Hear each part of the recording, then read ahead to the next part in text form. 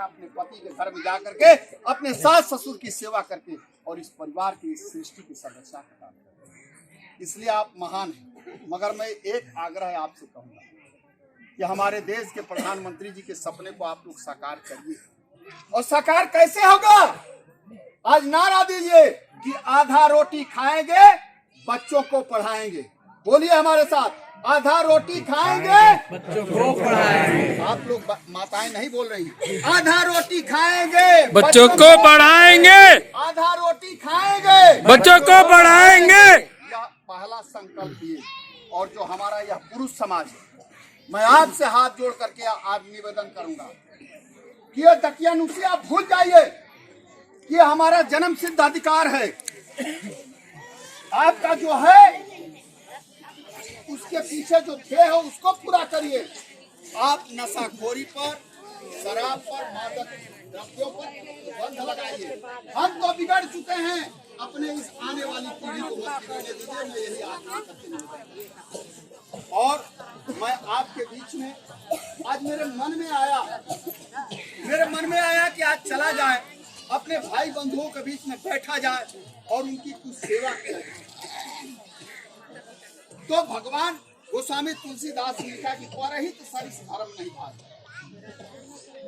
यानी दूसरे की सेवा से बड़ा कोई धर्म नहीं होता है। वो सेवा चाहे जिस रूप में हो, चाहे हम आपका पैर दबा करके सेवा करें, आपके घर में एक बाल्टी पानी पहुंचा करके सेवा करें, आपके सुख दुख में खड़ा होकर के सेवा करें, आपके परिवार में कोई बीमार हो गया हॉस्पिटल में जा करके सेवा करें, या इस कड़कड़ाती हुई जाड़े की रात में अगर जो हम एक आपको कम्बल साल या जो भी दे करके क्षणिक हमको भी आनंद होगा, मगर आपके लिए भी एक सहारा बनेगा। यह भी एक सेवा का, यह आपस में मिलने जुलने का माध्यम। बस आज इतने ही आपके बीच में आज आना रहा। मैं 4 साल तक अध्यक्ष रहा। मुझे आपके बीच में आने का बहुत मन करता था। हम राम सेवक जी से, अजीत जी से, राजकुमार जी, धनराज भाई हमारे घर पे गए थे। कुछ यहाँ की जमीन जायदाद का मैटर था। हमने कहा कि भैया एक बार हमारा मन करता है कि अब चले जरा सा अपने वनवासी समाज के बीच में, उनके बीच में रहा जाए, प्रवास किया जाए, बैठा जाए। आज तो यह मेरा पहला पदार्पण है। आपके बीच में हम फिर आएंगे और जो विधवा, विकलांग, ये तमाम तरीके की जो सुविधाएं सरकार के द्वारा आपको प्राप्त हो रही हैं, मैं इस पर भी समीक्षा करूंगा। पूछूंगा कि इस गांव में कितने विकलांग हैं, इस गांव में कितने विधवा हैं, इस गांव में कितने वृद्ध हैं, सरकार की जितनी योजनाएं हैं क्या आपको प्राप्त हो रही हैं कि नहीं, कितने लोगों का आवास बन गया, कितने ऐसे पात्र लोग हैं जिनको कि अभी हैं। एक बात आपको जरूर मैं कहूंगा, अपने प्रधानमंत्री के बात पर विश्वास करिएगा। उनकी बात अटल है, वो जो कहते हैं वो करते हैं। एक साथ अगर जो हमारी माताएं खाना बनाती हैं तो एक साथ सबकी थाली में रोटी नहीं पहुंचाया जा सकता। आवास, शौचालय, ये जितनी सरकार की सुविधाएं हैं हर घर तक पहुंचेंगी, परंतु हमको भी थोड़ा धैर्य रखना पड़ेगा। हमको भी थोड़ा अपनी बारी का धैर्य रखना पड़ेगा। जो सबसे गरीब है, जो सबसे असहाय है, पहले उसको मिलेगा। हो सकता है कि कोई उसमें थोड़ा भेदभाव करके आगे पीछे भी कर दे रहा हो। आप उसके लिए लड़िए नहीं, झगड़िए नहीं।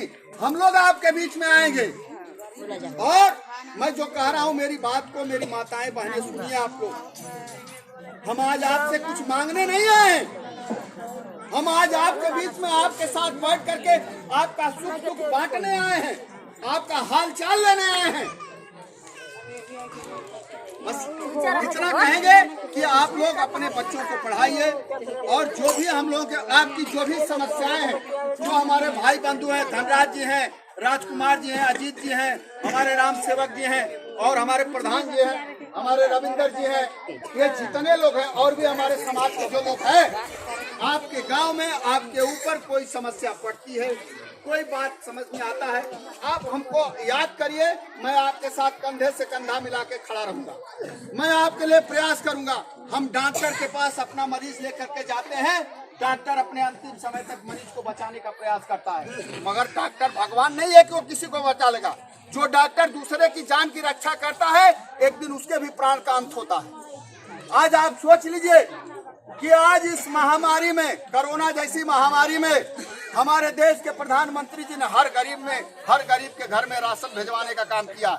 आज कोटा के माध्यम से आज जिसका जैसा परिवार है, लाल कार्ड पीला कार्ड पर फ्री कार्ड मिला, 15 किलो तक का फ्री, फिर उनको सस्ते दर पर मिल रहा। ये इस तरीके की योजनाएं इस देश के प्रदेश के मुख्यमंत्री, इस देश के प्रधानमंत्री जी के द्वारा आपके बीच में किया जा रहा है। मैं एक बात तो जरूर आपसे कहूंगा, आप भी कहीं मेहनत मजदूरी तो करते होंगे, किसी के खेत में जाते होंगे, घर पे जाते होंगे या अपने खेत में करते होंगे, तो उसके बदले में कुछ तो मजदूरी की अपेक्षा करते होंगे।